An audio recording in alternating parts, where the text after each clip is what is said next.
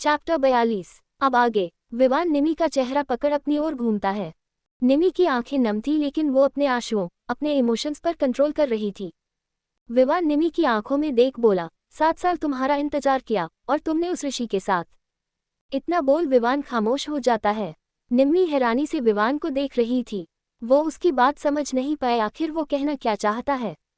विवान के आंखों में एक सैलाब उमड़ आया था। विवान सख्ती से अपने इमोशंस को कंट्रोल कर बोला, तुम्हें कहाँ कहाँ नहीं ढूंढा हमने, लेकिन तुम इतने करीब थी। एक बार भी हमसे मिलना जरूरी नहीं समझा। मैं नहीं तो तुम्हारे पेरेंट्स से तो मिल सकती थी। इन सब में उनकी क्या गलती थी। विवान पहुंचले आगे बोला, अगर तुम ऋषि के साथ खुश हो तो मैं तुम्हारे और तुम्हारी फैमिली के बीच कभी नहीं आऊंगा। ये विवान कपूर का वादा है तुमसे। विवान समझ रहा था ऋषि निमी ने शादी कर ली और निवांश उनका बेटा है, क्योंकि निवांश ऋषि को पापा जो कहता है। निम्मी एक मुंह से शब्द ही नहीं निकल रहे थे। वो बस ना में अपनी गर्दन हिला रही थी। विवान निम्मी को टाइटली हक कर बोला, बस 1 मिनट अपने गले लगा लो, उसके बाद तुम्हें कभी परेशान नहीं करूंगा। अपनी फैमिली और बहन से तो मिल ही सकती हो। सॉरी, एक मिसअंडरस्टैंडिंग ने हमें इतना दूर कर दिया कि चाहकर भी वापस नहीं आ सकते। इतना बोल विवान पीछे हट अपनी कार के पास जाने लगता है। निम्मी पीछे से आ विवान की बाजू पकड़ रोकते हुए बोली, आप गलत सोच रहे हैं, ये सच नहीं है। विवान निम्मी की ओर पलट कर बोला, तो क्या सच है।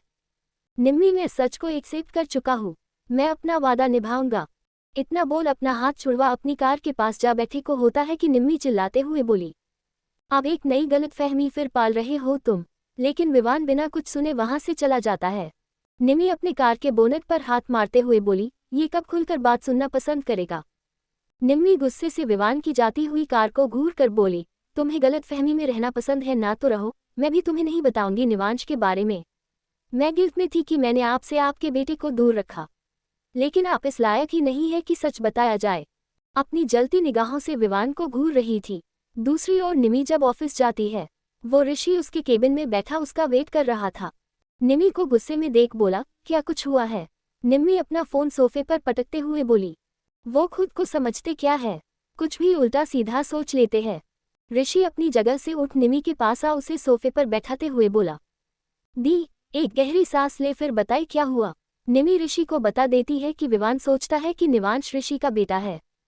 ऋषि थोड़ा गंभीर हो बोला, दी, इस मिसअंडरस्टैंडिंग को दूर कर लीजिए, वरना यह आपका बच्चा कूचा रिश्ता भी नहीं छोड़ेगी, जैसे 7 साल पहले जानू को हुई थी हमें लेकर। फ्लैशबैक। जानू को जब हॉस्पिटल में पता चला था कि ऋषि के साथ कोई लड़की है जो प्रेग्नेंट है, जिसे शहर के दूर सुनसान इलाके में ऋषि ने छुपा कर रखा है, उसकी तो पैरों तले से जमीन खिसक गई थी। उसे यकीन नहीं हो रहा था कि ऋषि की कोई सीक्रेट गर्लफ्रेंड है जो प्रेग्नेंट भी है। उसकी आंखों से आंसू लुढ़क कर उसके गाल पर आ रहे थे। ये जान बेसुध सी जानू हॉस्पिटल से बाहर आ पार्किंग एरिया में जा ऋषि से बोली, आप क्या कुछ छिपा रहे हैं मुझसे। ऋषि जब जानू के गाल पर रोने के कारण आंसू से बने निशान देखता है, वो जानू के पास आ उसका चेहरा थाम प्यार और फिक्र के साथ बोला, जानू तुम रो क्यों रही हो, इस एक्सीडेंट वाले मैटर को मैं शॉर्ट आउट कर दूंगा। डोंट वरी, विक्टिम को ज्यादा चोट नहीं आई है, तुम टेंशन मत लो, मैं हूं ना, सब मैनेज कर लूंगा। इतना बोल जानू को हक कर लेता है। जानू उसे खुद से दूर कर धक्का देते हुए बोली, ये झूठा प्यार दिखा क्या साबित करना चाहते हैं आप। ऋषि हैरानी से जानू को देख उसके फोरहेड पर हाथ रख बोला, तुम ठीक तो हो ना, ये कैसी बातें कर रही हो। झूठा प्यार से क्या मतलब है तुम्हारा, तुम जानती हो मेरा प्यार तुम्हारे लिए कितना प्योर है, फिर तुम ऐसा सब कैसे बोल रही हो। तुम टेंशन मत लो, सब देख लूंगा मैं। जानू छीलते हुए बोली, देख लेंगे या दिखा देंगे मुझे अपनी सीक्रेट गर्लफ्रेंड का बच्चा। ऋषि ये सुन गुस्से से बोला, जानू, आसपास के लोग उन्हें देख रहे थे, ज्यादा तो पार्किंग में लोग नहीं थे, पर जो भी थे वो उन्हें ही देख रहे थे। जिन्हें देख ऋषि अपने गुस्से को कंट्रोल कर बोला, चलो यहाँ से घर चलकर बात करते हैं। इतना बोल वो जानू को कार में बैठाने लगता है। जानू अपनी बाजू जुड़वा बोली, मुझे तुम जैसे धोखेबाज के साथ कहीं नहीं जाना। अच्छा हुआ मुझे सब शादी से पहले पता चल गया, वरना तुम तो मुझे सारी जिंदगी धोखे में रखते। मुझे नहीं करनी तुमसे की शादी। इतना बोल जानू भागते हुए बाहर आ टैक्सी पकड़ उसमें बैठकर चली जाती है। ऋषि भी उसके पीछे पीछे आता है, लेकिन तब तक जानू जा चुकी थी।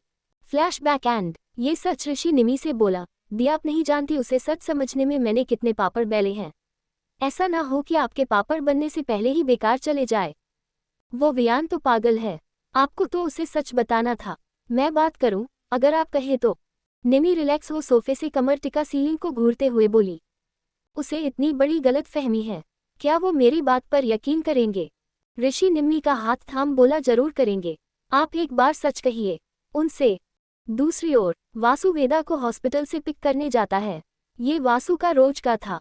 वेदा हॉस्पिटल से जैसे ही बाहर आ वासु को देखती है, वो आगे बढ़ उसे गले लगा लेती है। वासु वेदा के बाल सहलाते हुए बोला, थक गई। वेदा अपना सर हाँ में हिला देती है। वासु हल्का सा मुस्कुरा वेदा को टाइट हक कर बोला, अब ठीक है। वेदा भी मुस्कुरा हाँ में सर हिला देती है। सुकून तो वेद को वासु के पास ही मिलता था, चाहे इनकी शुरुआत कैसे भी हुई थी। आज दोनों एक दूसरे के साथ खुश थे। कुछ देर ऐसे ही रहने के बाद वासु और वेदा घर के लिए निकल जाते हैं। कपूर मेंशन। वेदू अपने जन्मदिन की तैयारी कर रही थी। 2 दिन बाद उसका 5वां बर्थडे था। वो निवांश और जानू को इनवाइट कर चुकी थी।